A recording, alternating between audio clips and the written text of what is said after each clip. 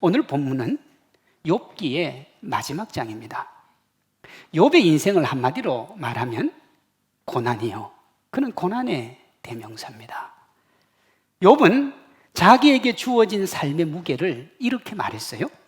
나의 괴로움을 달아보며 나의 파멸을 저울 위에 모두 놓을 수 있다면, 내가 걸어온 인생길, 내가 걸어온 고난의 길, 내가 저울 위에 놓을 수 있다면 바다의 모래보다도 무거울 것이라 그랬어요. 그를 바다의 모래보다도 짓눌렀던 삶의 현실이 이렇습니다. 하루아침에 7 아들과 3 딸을 잃었습니다. 당대 최고의 부자였는데 순식간에 그 모든 재산을 다 날려버렸어요. 그냥 부자가 아니었어요. 당대 최고의 부자였다고요. 평생을 함께 하겠다던 아내가 남편을 저주하고 떠났습니다. 그냥 떠난 것도 아니고 야반도주도 아니고 저주를 했어요. 이 말도 되지 않는 아픔 위에 온몸에 악창이 났는데 그 악창의 정도가 얼마나 심했던지 기와장으로 끌어냈습니다. 정말 고통스럽고 아픈 현실이죠. 그와 함께 인생을 나누었던 3명의 친구가 있었습니다.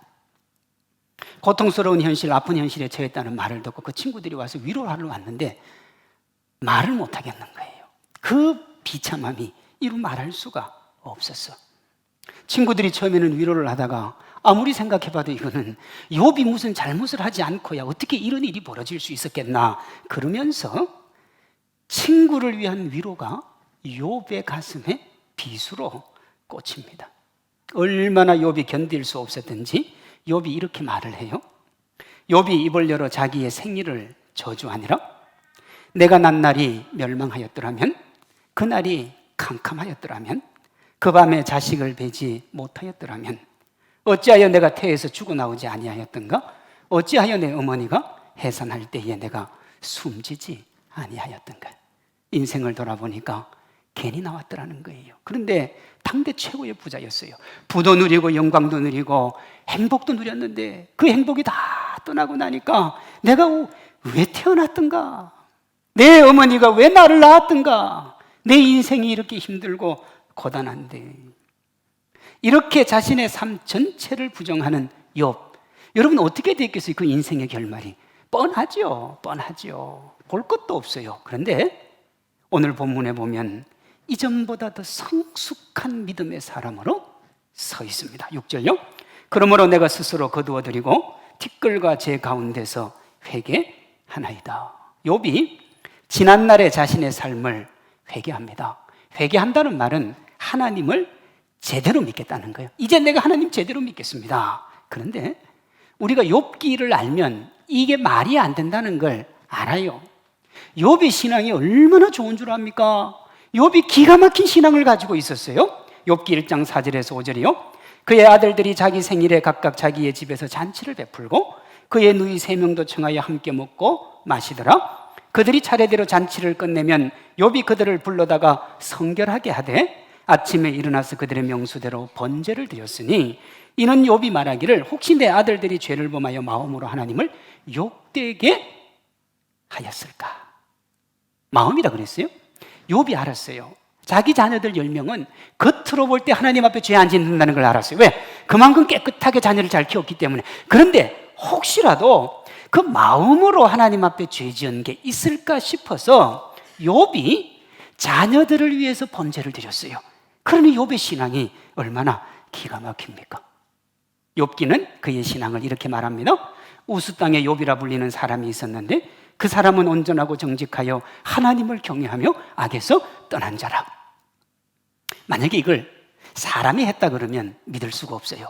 그런데 이 말을 하나님이요 사탄 앞에서 그대로 해요. 여호와께서 사탄에게 이르시되 네가 내 종 욥을 유의하여 보았느냐? 그와 같이 온전하고 정직하여 하나님을 경외하며 악에서 떠난 자가 어디에 없다고요? 세상에 없느니라.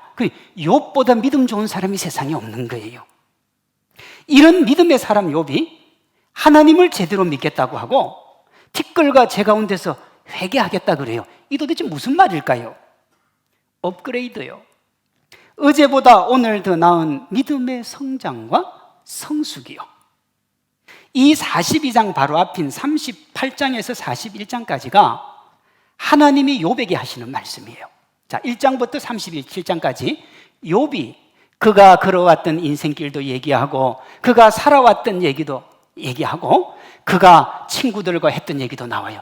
여러분 거기 보면 욥의 신앙이 얼마나 좋은지 몰라요. 대표적인 게 뭡니까? 내가 앞으로 가도 그가 아니 계시고 뒤로 가도 보이지 않고 그가 왼편에서 일하시나 내가 만날 수 없고 오른편으로 돌이켜도 볼 수가 없어요. 내가 하나님을 그렇게 믿는데 하나님을 그렇게 의지하는데 하나님이 안 보이는 거예요. 그러면서도 그가 어떻게 신앙 고백하느냐 그러면 나의 가는 길을 오직 그가 아시나니 그가 나를 단련하신 후에는 내가 순금같이 나오리라 그래. 얼마나 하나님 사랑했는지 몰라요. 그런데 그런 욥을 향해서 하나님이 이렇게 묻습니다. 너는 대장부처럼 허리를 묶고 내가 내게 묻는 것을 대답할지니라. 내가 땅에 기초를 놓을 때 네가 어디 있었느냐. 대단한 신앙이에요. 멋진 신앙이에요. 하나님이 그래요. 너 신앙 대단하다고? 멋지다고? 그러면 내가 땅에 기초를 놓을 때 너는 어디 있었는지. 이 말은 하나님의 존재에 대한 물음입니다. 하나님의 능력에 대한 물음이에요. 하나님의 통치에 대한 물음입니다. 그리고 하나님의 존재와 능력과 통치를 믿는 네가 삶의 현실 속에서 나를 그렇게 인정하며 살아내느냐 하는 거예요. 욥은 자기가 신앙이 대단한 줄 알았어요. 멋진 줄 알았어요. 이 하나님 앞에 서서 자기를 되돌아보니까 신앙이 없어요. 그리고 38장에서 41장까지 긴 하나님의 한 말씀을 듣고 난 다음에 그가 지금까지 자기가 했던 말들을 다 거두어 드립니다. 하나님, 내가 잘못했어요. 이것은 지금까지 욥의 신앙에 문제가 있다는 말이 아니에요. 하나님의 하나님 되심을 보여주시는 하나님 앞에서 자기의 믿음을 되돌아보니까 지금까지 자기 입장에서 믿음을 되돌아보고 주변 사람들과 비교해서 믿음을 되돌아보니까 자기 신앙이 대단해요. 멋져요. 나만한 사람 없어요. 그런데 전능하신 하나님 앞에 딱 들여앉아서 자기의 믿음을 보니까 이건 뭐 빙산의 일각인 거예요. 그 위대하신 하나님 앞에 자기의 믿음을 보니까 자기는 아무것도 모르는 사람이에요. 그래서 욥은 자신이 아는 것이 하나님의 전부인 것처럼 했던 말을 거두어드리고 반성하고 회개합니다. 그게 뭐냐? 업그레이드, 성장, 성숙입니다. 하나님이 사탄에게 자랑할 정도로 좋았던 욥의 믿음이 시련을 거치면서 더 좋은 믿음의 사람이 돼요. 그리고 그때 하나님이 욥에게 이렇게 축복을 합니다. 여호와께서 욥의 곤경을 돌이키시고 여호와께서 욥에게 이전 모든 소유보다 갑절이나 주신지라. 이전에 동방 최고의 부자였어요. 근데 거기다가 갑절을 더 줬어요. 따라올 사람이 없는 거죠. 우리가 욥을 보면서 깨닫는 것은 크리스찬에게 주어지는 고난과 아픔은 믿음 성장의 기회라는 겁니다. 우리가 코로나19를 다양한 시각에서 볼 수 있습니다만 그 중에 하나가 고난을 통한 성장과 성숙이요. 하나님은 코로나 이전보다 코로나 이후가 더 나은 믿음의 성장이 있기를 원하세요. 그리고 그렇게 믿음의 성장이 있으면 하나님께서 우리에게 뭘 주시겠다는 거예요? 욥에게 베풀어 주셨던 것처럼 갑절의 은혜를 주시겠다는 거예요. 여러분, 코로나가 지나고 나면 이제 경제가 어려워질 거다.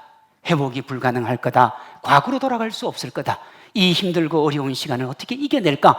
이런 뉴스밖에 없어요. 근데 주님은 뭐라고 하시느냐 그러면 너희가 믿음으로만 이겨내면, 신앙으로만 이겨내면, 나를 더욱더 신뢰하고 의지하고 바라보고 따라오기만 하면 남들이 볼 수 없는, 상상할 수도 없는 축복을 내가 너희에게 줄 거니까 믿음의 성숙으로 나아가라는 겁니다. 우리가 이 행복과 이 기쁨 누리시기를 주님의 이름으로 축원합니다. 욥은 다음에 4단계를 거치면서 이전보다 더 성숙하고 성장하는 믿음의 사람이 됩니다. 첫째, 하나님 존재에 대한 더 깊은 이해와 인정이요. 신앙생활을 처음 할 때는 어떻게 하느냐? 하나님의 존재를 이해하고 인정하는 거예요. 그러나 크리스찬은 고난을 거치면서 더 깊이 이해하는 겁니다. 요한복음 1장 1절 태초에 말씀이 계시니라 이 말씀이 하나님과 함께 계셨으니 이 말씀은 곧 하나님이시니라. 창세기 1장 1절에 보면 태초에 하나님이 천지를 창조하시니라 그래요. 요한복음 1장 1절은 태초에 말씀이 계시니라. 창세기가 빠릅니까? 요한복음이 빠릅니까? 요한복음이 빠르죠. 태초에 계셨던 그 말씀이 천지를 창조한 거예요. 무슨 말이냐 하면 시간도 공간도 이 세상에 그 어떤 것도 존재하기 이전에 이미 하나님이 계셨습니다. 신앙생활이라는 게 뭐냐? 하나님의 존재를 믿음으로 출발하고 그 존재를 믿음으로 지속하고 그 존재를 끝까지 믿음으로 완성이 되는 거예요. 하나님이 욥에게 내가 땅에 기초를 놓을 때 내가 어디 있었느냐라고 묻는 것은 하나님과 인간 사이의 간격이 얼마나 큰지를 보여주기 위한 말씀인 거예요. 성경은 이를 창조주와 피조물의 관계로 설명합니다. 요한복음 1장 3절이요. 만물이 그로 말미암아 지은 바 되었으니 지은 것이 하나도 그가 없이 된 것이 없느니라. 그러니까 우리 모두가 하나님의 뭐라는 거예요? 피조물이요. 피조물이요. 하나님을 믿는 출발점이 뭐냐? 하나님과 우리 차이를 인정하는 게 믿음의 출발점이야. 그럼 믿음의 성숙이 뭐냐? 갈수록 하나님과 우리 사이가 어마어마하게 멀리 떨어져 있어서 감히 하나님께로 나아갈 수 없음을 깨닫는 게 뭐냐 그러면 믿음의 성숙이요. 그게 믿음의 성장이에요. 하나님을 좀 안다던 욥은 하나님과 대면하면서 자신과 하나님의 간격을 깨닫습니다. 그 깨달음이 3절이에요. 무지한 말로 이치를 가리는 자가 누구니까?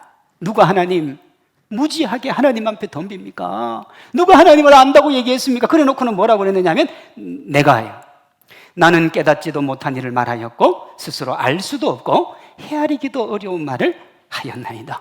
자기가 하나님 앞에서 되돌아보니까 하나님에 대해서 했던 말 깨닫지도 못하고 했던 말이고 알 수도 없고 헤아리기도 어려운데 자기 입으로 내뱉었더라는 거예요. 여러분 그렇지 않지요? 욥이 하나님을 알고 한 말이에요. 그럼 이 말의 의미는 뭐냐? 겸손이요. 새 친구와 토론을 하면서 하나님에 대한 지식이 정립이 되어 갔는데요. 새 친구가 말한 하나님, 자기가 말한 하나님이 각기 다 다른 거예요. 왜 달랐을까요? 저마다가 이해하는 방식으로 받아들였기 때문에요. 그러면서 욥이 뭘 깨닫느냐? 아하, 하나님은 나의 제한된 이성 안에 가둘 수 있는 분이 아니구나. 그걸 깨달은 거예요. 이 발견이 뭐냐? 하나님, 저는 하나님에 대해서 무지합니다. 알 수가 없습니다. 하나님 저에게 좀 가르쳐 주십시오.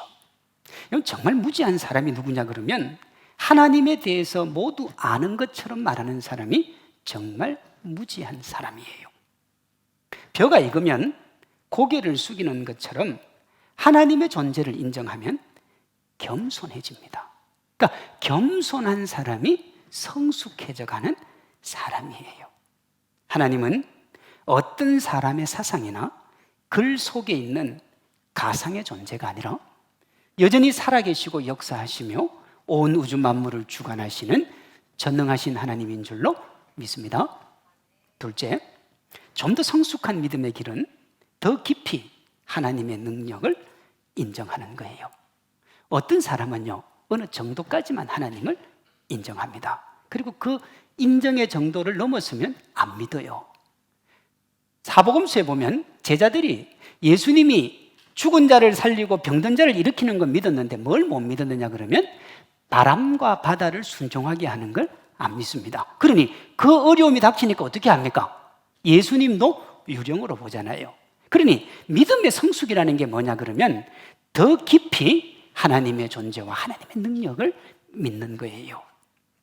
우리가 믿고 의지하고 바라보는 하나님을 우리가 매 예배 시간마다 사도신경으로 고백을 하잖아요. 우리는 창조주 하나님을 믿고요, 우리 죄를 사하기 위해 십자가에 못 박혀 죽으신 예수님을 믿고요, 죽음에서 부활하신 예수님을 믿고 하늘 보좌 우편에 계신 예수님을 믿으며 산자와 죽은 자를 심판하러 다시 오실 온 우주 만물의 주인이신 예수님을 믿는 줄로 믿습니다. 그게 우리 믿음입니다. 여러분, 그래서 사도신경을 고백하는 겁니다. 욥은 이 하나님을 2절에서 이렇게 고백합니다. 주께서는 못하실 일이 없사오며 무슨 계획이든지 못 이루실 것이 없는 줄 아오니 그랬어요. 하나님은 못 이루는 게 없다는 거예요. 하나님은 전지전능하다는 거예요. 번데기 앞에 주름 잡는다는 말이 있습니다.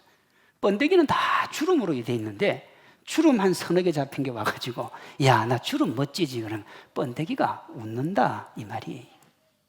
어떤 전문가 앞에 잘난 척하는 사람에게 경종을 울릴 때 이 말을 써요. 그러니까 공자 앞에 문자 쓴다 그 말이죠. 근데 하나님 앞에 이런 행동을 하는 사람이 있습니다.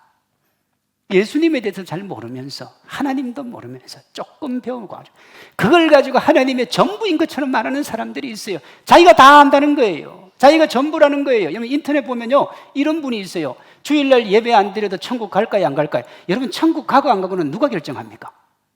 주님이 결정하는 거예요. 근데 자기가 앉아가지고 천국 가니 안 가니 그걸 얘기하고 있으면 되겠습니까? 죄송한 얘기인데 그런 신학자들이 있더라고요. 참 무서운 사람들이. 자기가 하나님이 되는 거예요. 여러분 이게 교만이고 번데기 앞에서 주름 잡는 거예요. 우리가 믿는 하나님은 전능하시며 언제나 우리와 함께 하시고 우리보다 크고 능력 많으신 주님인 줄로 믿습니다. 셋째, 좀 더 성숙한 믿음의 길은 삶의 전 영역에서 하나님의 통치를 인정하는 거예요. 왜 이게 중요하냐 그러면 자 보세요. 하나님의 존재도 믿고 하나님의 능력도 믿어요. 그래서 예배당 안에서 말입니다. 하나님에 대해서 얘기할 때 야, 하나님은 살아계시고 하나님은 모든 것들을 다 하셔. 우리의 삶의 문제도 책임지시고 우리 인생의 문제도 책임지시고 어떤 일이 닥쳐도 어떤 병만 와도 하나님은 해주셔. 그렇죠? 이게 존재와 능력에 대한 믿음이에요. 문제는 뭐냐 그러면 이분이 말하는 하나님은 교회 안에 밖에 없어요. 교회 밖에만 나가면 그 하나님을 안 믿는 거예요. 그 하나님을 의지하지 않는 거예요. 이 사람이 하는 얘기를 들으면 정말로 하나님이 살아계신 것 같아서 두려워서 떨어요. 근데 이 사람과 세상을 나가보면 이 사람이 믿는 하나님은 종이 호랑이, 글자 안에만 있는 하나님이. 여러분 하나님을 정말 믿는 게 무엇이냐 그러면 하나님이 여전히 우리 인생을 통치하고 계심을 믿는 겁니다. 정도의 차이가 있지만 고난을 거치기 전에 욥 어쩌면 하나님을 종이 호랑이로 믿었는지도 몰라요. 욥은 자신의 지식에 기대어 살았습니다. 하나님을 자기 수준에서 봤어요. 인생이 자기 거라고 여긴 거예요. 그런데 38장에서 41장에 너는 대장부처럼 들고 서서 내 얘기를 들어보라 하고 하나님의 말씀을 듣고 있는데 들어보니까 자기가 하나님에 대해서 아는 게 하나도 없는 거예요. 하나님이 너무 위대하신 거예요. 너무 놀라운 거예요. 그래서 그걸 깨닫고 6절 상반절에 뭐라고 그러냐면 내가 스스로 거두어 드리고 그런 거예요. 하나님 내 말 한번 들어보세요. 내가 이제 하나님 앞에 얘기 다 들었는데 제 얘기를 한번 해볼게요. 하나님 내가 지금까지는 귀로 들었는데 방금 내가 하나님을 눈으로 봤어요. 그래서 하나님 제가 지금까지 제가 하나님 앞에 했던 말 다 거두어드리고 제 가운데 앉아서 회개하면 되겠습니까? 그러니까 내가 입 닫으면 되겠습니까? 그랬어요. 하나님이 뭐라고 대답했을까요? 42장 7절부터 보면 하나님이 욥에게 말할 수 없는 복을 줘요. 무슨 말이에요? 그래 너 지금까지 신앙생활 한 거 까부지 말고 입 딱 닫고 나만 따라와. 맞다는 거예요. 여러분 맞다는 거예요. 그것은 자기가 했던 말을 거두어 드린다고 하는 것은 자기 인생의 주인이 하나님인 것을 인정하고 하나님만 바라보겠다는 거예요. 이게 여러분 성숙입니다. 성장이고요. 그 이후에 어떻게 되었느냐? 하나님이 욥에게 평안과 행복과 기쁨과 여유를 주셨어요. 욥이 세 친구하고 토론하면서 저마다 자기가 하나님 잘 믿는다고 그랬거든요. 자기들이 믿는 하나님이 진짜라 그랬거든요. 그런데 나중에 하나님이 뭐라고 그러냐면 너희들 욥에게 가서 용서를 빌고 욥이 용서해주면 너희들 내가 용서해줄게 그래요. 누가 맞다는 거예요? 욥이 맞다는 거예요. 아무리 까불어도 안 돼요. 아무리 자기 잘난 척해도 안 돼요. 하나님이 아니라고 하면 아닌 거예요. 그리고 하나님께서 뒤죽박죽이던 욥의 인생을 축복을 해주시는데 욥기 42장 17절에 욥이 늙어 나이가 차서 죽었더라 그래. 이 말이 얼마나 기가 막힌 말인지 몰라요. 성경에 하나님의 복받은 사람들 인생의 말년을 다 이렇게 기술을 해요. 늙어 나이가 차서 무슨 말입니까? 천수를 누렸다는 거예요. 어떻게 해요? 복받으면서. 대표적인 게 누굽니까? 야곱 아닙니까? 147에 죽을 때까지 복받고 복받고 또 복받고 또 복받다가 하나님 품에 안긴 거예요. 코로나19 사태를 지나가는 우리에게 하나님이 이런 믿음의 성장과 성숙을 원하십니다. 인간의 힘으로 모든 것을 할 수 있는 것처럼 우리가 큰 소리 쳤지만 눈에 보이지도 않는 바이러스에 모든 인류가 벌벌 떨잖아요. 안 떠는 사람이 있습니까? 그거 보면서 하나님이 뭐라는 거예요? 하나님의 주권과 통치를 분명하게 믿고 하나님과 함께 이 땅을 걸어가라는 겁니다. 코로나 이전에는 좋은 거 주시면 좋아하고 마음에 들지 않은 거 주시면 긴가민가 했던 그 믿음이 코로나19를 지나면서 성숙해지기를 원하세요. 그 성숙을 성경은 이렇게 말합니다. 우리가 다 하나님의 아들을 믿는 것과 아는 일에 하나가 되어. 아는 게 뭡니까? 지식이죠. 믿는 게 뭡니까? 삶이죠. 그러니까 신앙과 삶의 일치를 추구하는 거예요. 그래서 그리스도의 장성한 분량이 충만한 데까지 이르기를 하나님은 원해요. 이렇게 하려면 자기중심적인 어린아이의 신앙에서 삶을 분별할 줄 아는 장성한 신앙인이 되어야 됩니다. 이걸 히브리서 5장은 이렇게 말해요. 때가 오래되었으므로 너희가 마땅히 선생이 되었을 터인데 단단한 음식은 못 먹고 젖이나 먹어야 할 자가 되었도다. 때가 오래되었는데 너희가 신앙생활을 참 오래 했는데 나를 믿는다고 얘기는 참 많이 했는데 그래서 어느 정도 수준이 되면 이미 선생의 자리에 가 있어야 되는데 아직도 젖을 먹는 어린아이라는 거예요. 13절이요. 이는 젖을 먹는 자마다 어린아이니 의의 말씀을 경험하지 못한 자요 단단한 음식은 장성한 자의 것이니 그들은 지각을 사용함으로 연단을 받아 선악을 분별하느니라. 뭐 해가지고요? 연단을 받아서 선악을 분별한다고요. 고난의 시기를 거쳐가면 그 고난을 통과해가면서 우리가 성숙한 하나님의 사람으로 세워지는 거예요. 왜 하나님이 우리에게 고난을 주시는가? 물론 잘못해서 받는 고난을 얘기하는 건 아니에요. 잘못한 것도 없는데 하나님 열심히 잘 믿는데 고난이 찾아와요. 주변 사람들은 우리가 하나님 잘못 믿어서 그렇다고 말할지 몰라도 그 고난은 우리를 성장시키고 성숙시키기 위함이에요. 욥을 통해서 하나님이 보여주시잖아요. 그렇게 되면 우리가 어떻게 되느냐 그러면 믿음의 삶을 살아내게 되어 있습니다.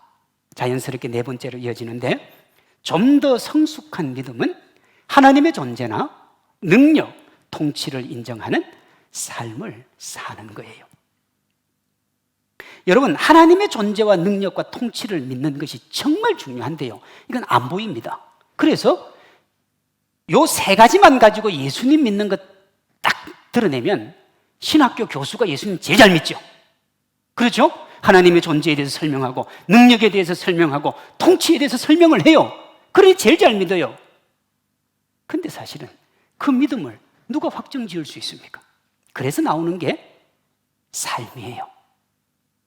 분명하게 이 세 가지를 믿는 삶의 모습이 우리의 삶에서 드러나는 겁니다.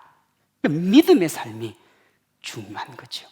저는 이것을 삶이 있는 신앙이라 그랬습니다. 그러니까 여러분, 우리 교회의 목회 철학이 다른 웬만한 교회보다는 상당히 수준이 높은 거예요. 삶이 있는 신앙. 그런데 문제는 뭐냐? 이 땅에서 그리스도인이 그 믿음의 삶을 완벽하게 살아낼 수 있는 사람이 없어요. 죄인이기 때문에. 그래서 우리가 뭐 해야 되느냐? 신앙과 삶의 일치를 뭐 한다고요? 추구하는 겁니다. 그 길을 향해 달려가는 겁니다. 말씀을 귀로 듣고 하나님의 역사를 눈으로 보면 하나님 앞에 겸손해질 수밖에 없고 자신의 무가치함을 고백하고 하나님 자녀의 삶을 고민할 수밖에 없어요. 5절입니다.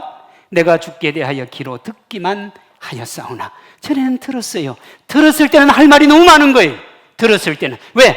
자꾸 지식이 쌓이니까. 그런데 이제는 눈으로 주를 배웁나이다. 눈으로 배운다는 게 뭐냐면 들은 걸 이제 삶으로 살아내는데 아이고 살아보니까 이게 만만치 않은 거예요. 그래서 그러므로 내가 스스로 거두어드리고 티끌과 제 가운데서 회개하나이다. 살아보니까 내가 내 마음대로 얘기해도 아무 의미 없더라는 거예요. 그게 뭐 내 입으로 말한다고 하나님을 아는 것이 아니더라는 거죠. 하나님의 존재를 인정하고 능력을 인정하며 통치를 인정한다면 그것이 삶에서 드러나야 됩니다. 그 구체적인 모습이 두 가지인데요. 하나는 하나님 자녀로 살아가는 것을 뭐 해야 되냐? 고민을 해야 돼요. 이것이 하나님 자녀의 삶이 맞는가?